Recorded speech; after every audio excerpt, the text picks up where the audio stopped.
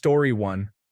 I spent most of my life until about 6 months ago on the verge of ending it all. Any minor argument felt like my last straw repeatedly.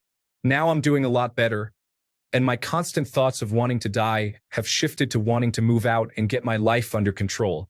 My mom can never know. I would never tell my partner, even though I'm sure he could sense it. I'm ashamed of how long I felt that way and how well I hid it. Story 2. I have full conversations with people who don't exist. Imagine having imaginary friends at the age of 19. I originally created these characters as a child because I was often lonely, and now I keep them around to stay level-headed in tense situations. I often jokingly refer to it as controlled schizophrenia to myself, of course. Story 3. More than once, I have contemplated my disappearance and have come close to acting on it. I do not have a bad family, and my life is not unsatisfactory. However, during times when I feel stagnant, bored, monotonous, and depressed to the point of wanting to scream, I have extensively researched ways to disappear and start anew. Thankfully, I usually come to my senses because I love my family and friends and am generally happy. I realize that running away will not solve the internal issues prompting me to consider such a drastic step. Still, I have a plan in the back of my mind in case I ever decide to hit the reset button. My family and friends would be shocked and concerned. From their perspective, this behavior is very out of character for me. Story 4. My husband and I donate $100 to the food bank each month. His workplace matches the donation. I prefer not to tell others because it feels like bragging when my intention is simply to help our community. No one needs to know. Story 5. I got a job with the government. It required a physical examination, and part of that was an eye test. I went in for the physical, but they forgot to conduct the eye test, although I was unaware of this at the time. I would have failed the eye test. A month later, I received a letter stating that I needed to return for the eye test. During that month, I got contact lenses. I took the eye test wearing them, passed, got the job, worked for a few decades, and eventually retired. Story 6. There is an elderly woman who always sits on the same bench in the park, and every time I pass by, I leave a small bouquet of wildflowers for her to brighten her day. I do not know her name, but I like to think that it is the little things that make life a bit sweeter. She never knows it is me, but sometimes I see her smile when she finds them. It is my silent way of spreading joy without seeking credit. Story 7. It's honestly so bad I can't even tell strangers online. I'm seriously taking it to the grave with me. Story 8. I have been off my medication for about 4 months now. My mother thought I had severe mental health issues after I dropped out of college, so she sent me to her psychiatrist, who, according to online reviews, is too eager to over-medicate. After being miserable for a while and trying at least a dozen different medications, I decided to stop taking them while still picking up the prescriptions. It was the best decision of my life, but nobody knows. Story 9. I am not the strongest person in the world. Please stop relying on me. Please stop needing me. Please stop coming to me for reassurance. But they will never know. They only see the carefully curated facade. I will keep carrying the weight of their worries and troubles, even when it is overwhelming for me. I wear a smile that hides the pain I feel inside. Story 10. I lost my mother in December to cancer. Lung to brain. That's not the part that no one knows. It's that I have found it increasingly difficult to continue day by day. I am drowning. I miss my mom. Nothing is the same anymore. I'm in my 30s, and this has fundamentally affected me and shifted my life. I have developed debilitating health anxiety. When I get a headache, I am sure that I am suffering from brain tumors like my mother, and I cannot afford therapy. I feel crazy. I lost one of the only people in this world who understood me. I'm losing the will to get up every day. I am exhausted from 2 years of constant stress, and I feel guilt that I am only relieved of that by her death. I am perpetually angry. I don't know if I'm going to crawl my way out of this. Story 11. I once pretended to yawn while on an airplane just to make the person next to me yawn. I felt so powerful. Story 12. I started going to the strip club 2 years ago, and now I'm addicted. I go alone about once every 2 or 3 weeks, so no one knows. Story 13. Brand new account farming karma. Every question they have posted is like the top 10 of AskReddit. Story 14. My older sister sexually assaulted me when we were kids. I am now 31 and feel like it would be a difficult conversation to have with her, which could make the trauma worse, so I have never raised it. She is a very attractive, intelligent, and highly successful person by societal standards, but she was probably even more traumatized than I was by our challenging childhood. I feel like it wouldn't help either of us to open all that up again. Story 15. Recently, I am trying to move 1,000 miles away, but I am waiting to get a job first. Nobody will call me back, and I feel miserable where I am now. I show up every day, pretending that everything is okay, when in reality, I just want to leave and never come back. Story 16. I have no feelings after my best friend and mother died suddenly at the early age of 56. One day I was talking to her. The next day she was gone. Story 17. Simon Mason had an unfortunate incident on the way to school in 1982. He was my friend, and I never said a word. He dealt with it and carried on. His parents were strict Jehovah's Witnesses, so he couldn't go home. Story 18.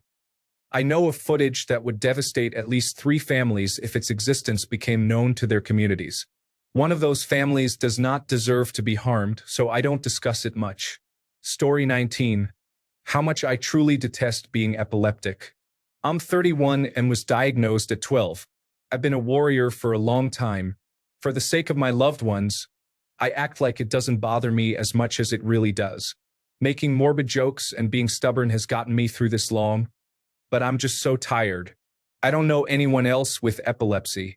The 2 people I wish I could talk to about my struggles would crumble if I brought it up due to the trauma they faced with a family member who has since passed and also had epilepsy. I've dealt with and come to terms with the fact that I'm going to live with this for the rest of my life. I've accepted that I could die any day from this neurological disorder that takes so much from me. I'm so tired. Story 20. I was molested when I was 7 and again when I was 13. The first time happened only once, but the second time continued for almost 2 years. Near the end, I almost committed suicide. He was caught, and my parents asked if he had ever touched me. I lied. It was the 1980s, and I didn't want people to think I was gay or to know. I recently told my wife about it, and she encouraged me to seek therapy. Story 21. I'm not normal. Normal is a myth. I exist outside of typical boundaries. Embrace the uniqueness of your being. It's not about fitting in. It's about standing out in your own authentic way. Remember, normal is boring. Story 22. I'm happy, and I find suffering hard to endure. As a Catholic, suffering is the highest sacrifice outside of the Eucharist that we can offer to Christ. I wish I could suffer more. I fast often to create hunger, but most of the time it doesn't feel like enough. Story 23. I have a slight drug problem. I manage it without it interfering in my day-to-day life.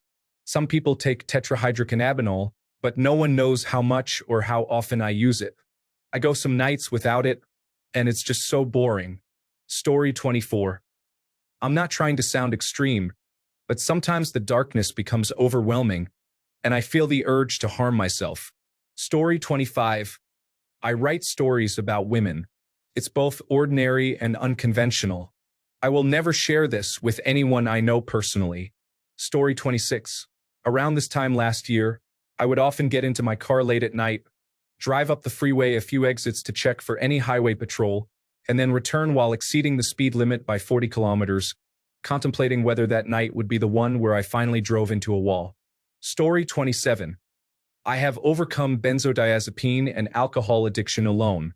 It has been the hardest struggle I have ever faced, and absolutely nobody knows. Story 28. I slipped and fell down the stairs at the mall, and I heard someone say, "Ha!" I pretended I didn't fall as I sat on the steps scrolling through my phone. Story 29. I constantly feel like I am competing with everyone and cannot stop. My initial internal reaction when I see others accomplishing things or having good experiences is a negative or possibly jealous feeling. Story 30.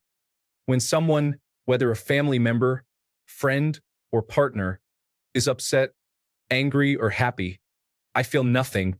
even if it's directed at me. I fake the reaction that I think they want to hear, but honestly, I could walk past them and start making a snack without a care. Sometimes, I really want to just say, okay, and walk away. Story 31. I might experience changes and I lead an overall happy and fulfilling life, but I definitely think I can have long periods of loneliness that I don't really discuss, mostly regarding romance. Story 32. The reason my marriage is unraveling is that my husband put his hands on me again. I still try to protect his image, but he thinks it's a valid response to feeling disrespected. A 200-pound man put his hands on me, a 130-pound woman. It's disgusting when I write it out. I would beg my daughter to leave a man like this, so why do I make excuses for him? Story 33. I was assaulted 2 times, and both experiences made me feel terrible. The second time, I ended up attempting to harm myself. My family knew that I had been in a mental health facility, but they don't know all the reasons why. I feel a lot of shame about it, even though I didn't do anything wrong. I was 12 the first time and 23 the second time, by someone I had been dating for a short period. Story 34. I can lie easily and casually in most situations. Those closest to me never knew. Then one thing from my past blew up in my face, and now I am alone. Story 35. I had a long-term sexual relationship with a female friend's husband while they were married. They are still married and have college-age children. I remain in contact with the couple, but I avoid seeing them. The husband and I have not engaged in any sexual activity for over 10 years. Story 36. I still pretend to my family that I go to university, even though I have dropped out in everything but name. My degree should have taken 4 years, but it has now been 7. I am content working 2 jobs as a retail warehouse worker and weekend bartender. I am not stuck in a dead end. I am still dating my girlfriend. We did not crash and burn a long time ago. I am not worried that many people in my high school graduating class 7 years ago now have master's degrees, professional careers, are buying houses, getting married, and starting families. I did not travel to Europe in January just to escape from it all for a few weeks and come back broke. I am not venting on Reddit at 3 in the morning while the rest of my family sleeps. Story 37. A friend once left me hanging when I tried to give him a high five. I no longer talk to him and he doesn't know why. Story 38. I intentionally disrupt the Wi-Fi connection just to fix it and feel like the IT professional this family never knew they needed. Story 39. I have very bad anxiety. Most people who know me understand that I can be sensitive at times and get scared easily, but they don't realize how severe it is for me. Since I was a kid, I would often say, "Oh God, I hope that never happens," whenever I would think of something bad occurring, which happens constantly. As I got older, it only got worse. Now I find myself reciting in the name of the Father, the Son, and the Holy Spirit, and knocking on wood whenever I have a bad thought. I worry that if I don't do these things, something terrible will happen. I'm a bit embarrassed about it, but when I don't perform these rituals, I feel more anxious, so I usually pretend I was just scratching an itch or accidentally hit my hand on the wall if someone notices. I can't even go a whole day feeling happy because when I realize I haven't been afraid or upset, I panic, fearing that my happiness is a sign I will do something very stupid and ruin my entire day. I sometimes wonder if I have obsessive-compulsive disorder or if it's just severe anxiety. I really want to see a psychiatrist or therapist for help, but I'm afraid to discuss this with people for several reasons. 1. What if they don't believe me and think I'm seeking attention? What if they start treating me differently once they find out? What if they feel uncomfortable around me? What if knowing about this makes them think that everything they do might upset me, leading them to feel bad and distance themselves? I probably will go to a psychiatrist someday to talk about this, but I'm unsure if I want my friends and family to know. Story 40. A secret I'm taking to my grave is that I don't really like onions. They are so crunchy or sometimes feel like a noodle, and it's strange not being able to bite them in half. Story 41. Everyone thinks I'm living a great life and sees me in the best light. They believe I'm very successful, financially and with women. They think I always have lots of people around me and that I'm a popular, well-dressed ladies' man. However, there's little truth to this. In reality, I'm not well off. I only buy things when they are on sale, and I feel incredibly lonely most of the time. Story 42. My teenage years were significant, but I don't often discuss them. Those who did not know me during that time have no idea what I went through. Story 43. I laugh to fit in so I don't seem unusual. I don't experience humor as others do, and I feel out of place when people laugh and I don't, so I just go along with it. Story 44. I almost died last year from stockpiled pills, but one day when I was drunk, I put them somewhere. I can't find them anymore, and many times since then I have felt lower than when I was close to overdose. I just can't find them, despite looking everywhere for a year. Where are they? Story 45. I had a miscarriage in September of this past year. Everyone knew about that, but they do not all know that I had another miscarriage afterward. I did not feel like dealing with the emotional pain of telling them that my body did not function normally again. Story 46. I would like a redo with my family, as in, can I have a new one? They all act okay and functional, but one tragic recent event has uncovered that they really only care on the surface, and deep down, no one truly cares about each other. It's all platitudes and having a beer. This is the main reason I often can't be bothered with any of them. I prefer my quiet life with my partner. Honestly, it's at the level of Stepford Wives in terms of autonomous coping. Story 47. I actually despise existing. Whenever I have a conversation with my parents about random topics, I just tune it out because I prefer that over hearing about my mistakes or random stories. I am deaf, and I genuinely find it painful to focus on any conversation I don't care about. Story 48. I bought what I need and have a date. I made short-term plans for my dog, but I still need to figure out something long-term. Until then, I'm just coasting and tying up loose ends. Story 49. When I was 14, I met a girl who really liked me. While we were talking, she randomly asked me if I wanted to have sex. I immediately said no, as I was very young and religious, but she kept begging me and saying, just give it a try, until I finally agreed just to silence her. It was painful for a young, talented, and innocent boy to be involved intimately with someone my age. We engaged in that activity again after that day, and that was the last time. Over the next few months, I planned to leave her, but she convinced me not to, citing the pain she felt from her ex and other problems. I felt trapped, fearing I would regret leaving her. Eventually, I found the courage to block her, but the damage was already done. It caused me significant trauma, regret, and unwanted desires that affected other relationships. Many people left me due to my poor choices, but I want them to understand that it was not due to my stupidity, but rather my trauma. Story 50. For several years, the reason I never had anyone over was that my place was very dirty and messy. Could have been on television, black mold, flies, and everything. It is a lot cleaner nowadays. Story 51. I have significant health anxiety that I have managed to hide from everyone except my girlfriend.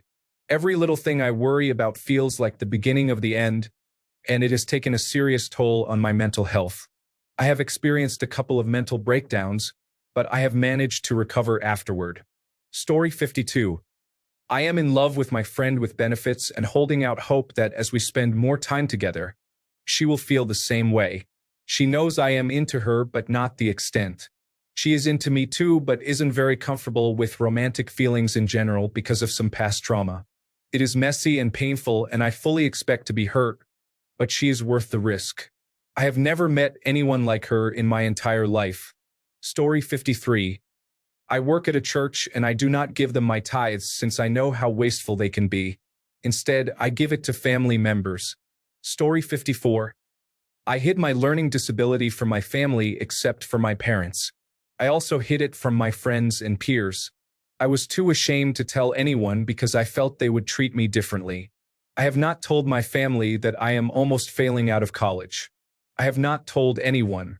I also lied to my partner about being a college student when I was actually a senior. He now knows, and he doesn't mind because we are just 1 year apart. But nobody else knows. Story 55. I am a victim of medical abuse and have significant trauma from it. I have been working through it all for the last 4 years and am making progress. However, it is not an easy path. Story 56. I can't remember birthday dates, So I write them all in my notes to wish happy birthdays on their special days, neither early nor late. Story 57. I guess technically you could say I'm a Russian asset. I mean, not officially or anything, but it's complicated. Definitions are kind of fuzzy these days. What even is an asset, right?